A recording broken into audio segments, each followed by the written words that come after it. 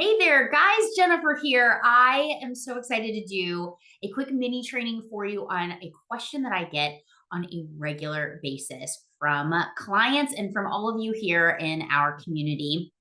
Do I need a medical director for my ultrasound business?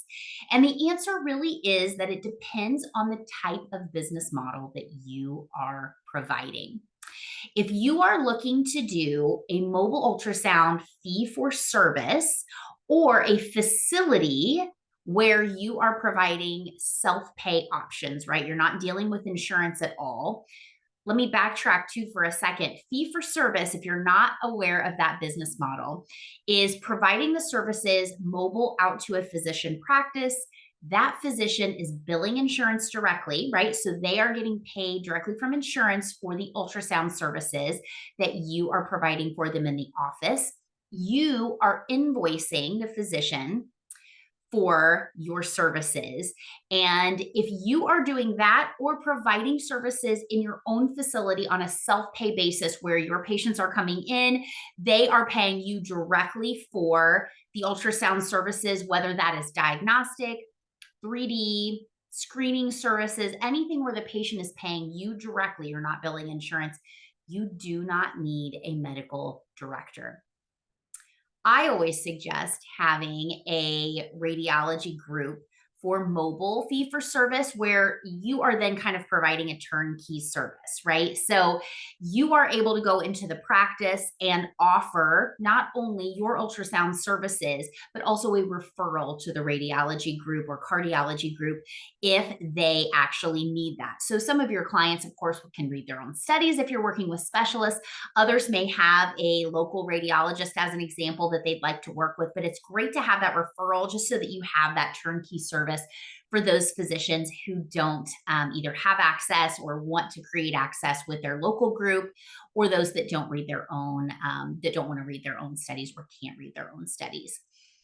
For those of you who are looking to either do mobile IDTF or a facility IDTF. Now, IDTF stands for Independent Diagnostic Testing Facility. That's how we are categorized by Medicare when we actually are billing insurance directly. In that scenario, we do need a medical director or a supervising physician. That name is used interchangeably. If you look on Medicare's website to see kind of what you need to have in place to get credentialed with Medicare, Google CMS, so Center for Medicare and Medicaid Services, Form 855B. So you can pop that into Google, it'll pull up the form, and you can review everything that you're going to need if you are looking to get credentialed directly with insurance. When you do that, you'll see that there is a supervising physician requirement there. And in that scenario, you do need a medical director or supervising physician. Same thing, right? Just the terms are used interchangeably, but that's what it'll be listed as on that CMS form, is a supervising physician. That physician actually has to be able to supervise you. So I've had clients say, hey, I have a doctor friend who is an internal medicine doc, and he said he would be happy to be my supervising physician or medical director.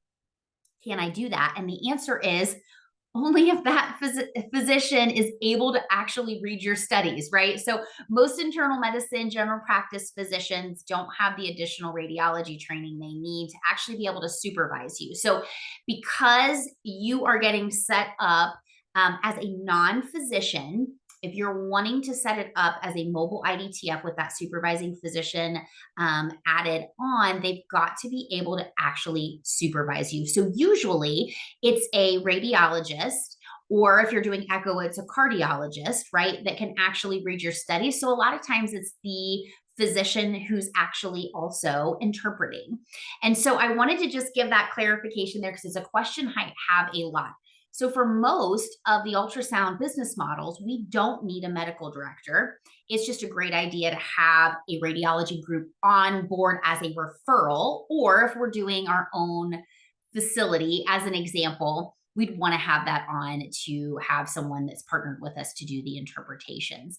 But for most of the business models, unless you are actually billing insurance, you do not need an actual supervising physician. If you have more questions on this, feel free to email me back. I hope this was a good kind of more in-depth answer on that question because it's one that I get a lot. Let me know what else you guys want to see as these quick mini trainings. I've got so many questions on a regular basis as sonographers are thinking about starting their own business, or maybe you're already started and you've got those questions about maybe your next service model that you're bringing in. So let me know what you want to see in additional mini trainings. I hope you all have a great day.